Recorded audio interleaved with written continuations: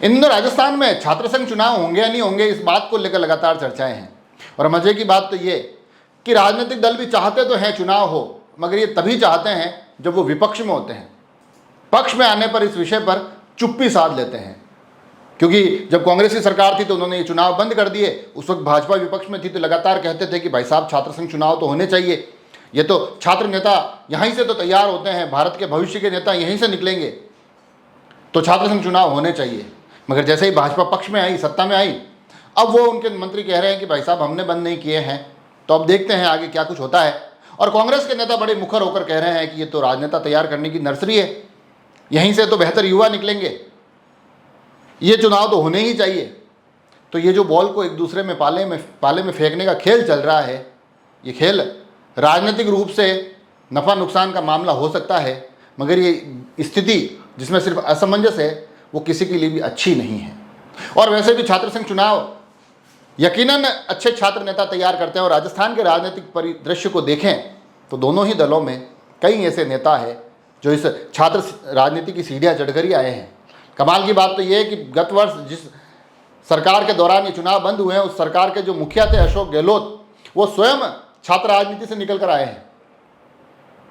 गजेंद्र सिंह शेखावत केंद्रीय मंत्री, राजेंद्र सिंह राठौड़ भारतीय जनता पार्टी का कद्दावर चेहरा, हरीश चौधरी इन दिनों बड़ी सुर्खियों में जो चेहरा चल रहा है, राजनीति के मैदान में बड़ी मजबूती से अड़े हुए हैं, हनुमान बेनीवाल एक अलग ही किरदार, ये सभी लोग राजनीति में छात्र संघ की सीढ़ियाँ चढ़कर ही आए हैं। युवा चेहरों को अगर टटोले तो उसमें अभिमन्यु पूनिया दिखाई देते हैं, उसमें रविंद्र सिंह भाटी नजर आते हैं जो कि छात्र संघ अध्यक्ष बने और अब बड़े प्रभावी तौर पर शिव के विधायक की भूमिका निभा रहे हैं। निर्मल चौधरी एक बहुत बड़ा नाम होता है, बहुत युवाओं में लोकप्रियता उनकी देखी जा सकती है, निर्दलीय अपने दम पर वो चुनाव जीत कर आते हैं और अभी राजनीति में काफ़ी सक्रियता के साथ देखे जा रहे हैं। तो ये तमाम जो चीज़ें चलती है कि ये इतने सारे चेहरे जो इन छात्र राजनीति के इन सीढ़ियों से चढ़कर आगे बढ़े हैं, आखिर अब ये प्रभावी भूमिका में हैं, तो इनके माध्यम से ऐसी कोई पहल होनी चाहिए। ये एक एग्जाम्पल होने चाहिए कि जब इस प्रकार के नेता तैयार हो सकते हैं तो फिर उस पौधशाला को, उस नर्सरी को बंद कैसे किया जा सकता है, उस छात्र संघ चुनाव पर रोक कैसे लगाई जा सकती है। और जो रोक लगने का कारण होता है वो हर बार लगभग एक जैसा होता है कि भाई साहब नियमानुसार नहीं हो रहे हैं, अनियमितताएँ बड़ी होती है। तो यहाँ से एक प्रश्न यह भी निकलता है, तो अनियमितताएँ तो बड़ी खुले तौर पर विधानसभा चुनाव के दौर में भी देखी जाती है, लोकसभा चुनाव के दौर में भी देखी जाती है, पैसे बहते हुए उसमें नजर आते हैं, धन का, शराब का, अलग अलग बयानों के माध्यम से, अलग अलग लोभ और लालच के माध्यम से क्या क्या चीज़ें होती है ये किसी से छुपी हुई नहीं है। क्या वो चुनाव बंद हो गए? नहीं, वो चुनाव बंद नहीं हुए, वो चुनाव जारी है।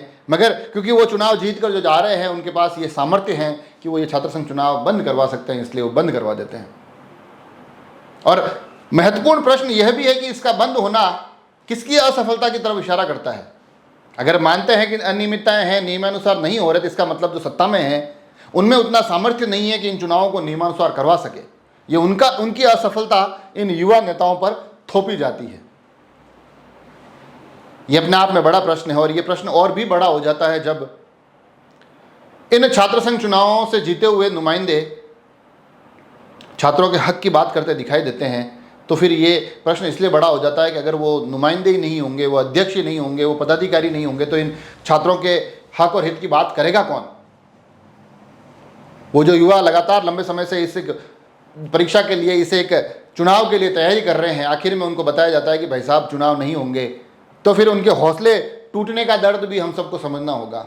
उनकी लगातार वो जो मेहनत है, जो एक लक्ष्य को लेकर चल रहे हैं, उसकी राह में रोड़े अटकाने का हक किसी को नहीं है, नियमों की दुहाई देकर तो बिल्कुल भी नहीं है। तो कुल मिलाकर इन दिनों बड़े ज्वलंत ये विषय हैं। अलग अलग छात्र नेता अलग अलग विश्वविद्यालयों में, अलग अलग कॉलेज में ये संघर्ष करते दिखाई दे रहे हैं, अलग अलग मांग के माध्यम से ये कोशिश कर रहे हैं कि इस बार छात्र संघ चुनाव हो, क्योंकि वो भी एक अलग तेवर और कलेवर के चुनाव होते हैं। उसमें छात्र राजनीति की जो ABCD होती है वो बड़े बेहतरीन तरीके से सीखी जाती है। युवा धरातल पर रहकर संघर्ष कैसे करना है ये सीखते हैं, और आगे जब राजनीति की राहों में कोई नेता आगे बढ़ता है तो ये जो ABCD है, ये जो अबसद हैं, वो कहीं ना कहीं उसको बेहतर बनाते हुए दिखाई देते हैं। उम्मीद करते हैं इस बार इन विश्वविद्यालयों में, इन तमाम यूनिवर्सिटीज़ में छात्र संघ की राजनीति के दौर पुनः लौटेंगे। युवा नेता पुरजोर तरीके से ये कोशिश करते दिखाई देंगे कि वो अपनी छवि को एक बेहतर राजनेता के रूप में स्थापित कर सके। जुड़े रहे राजसमंद एक्सप्रेस से। धन्यवाद।